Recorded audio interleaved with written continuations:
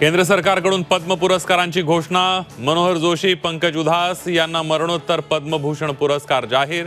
शेखर कपूर यांनाही पद्मभूषण पुरस्कार.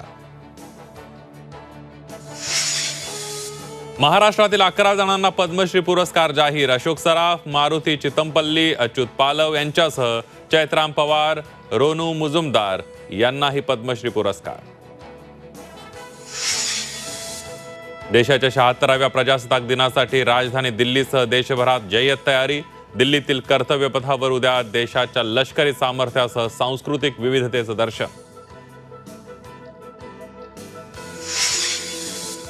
बदल जाओ वक्त के साथ या वक्त को बदलना सीखो.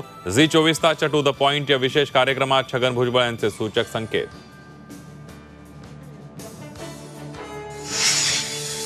वाल्मिक कराडच्या अडचणीत वाढ. मालमत्ता जप्त करण्यासाठी एसआयटीचा विशेष न्यायालयामध्ये अर्ज. मालमत्तेची सर्व संभाव्य माहिती संकलित.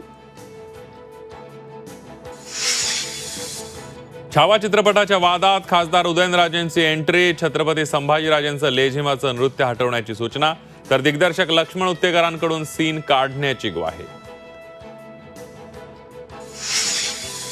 आणि अभिनेत्री ममता कुलकर्णीला थेट महामंडलेश्वर उपाधी बहाल करण्याला आक्षेप. किन्नर आखाड्याकडून प्रसिद्धीचा घाट. किन्नर महामंडलेश्वर हेमांगी सखी यांचा आरोप.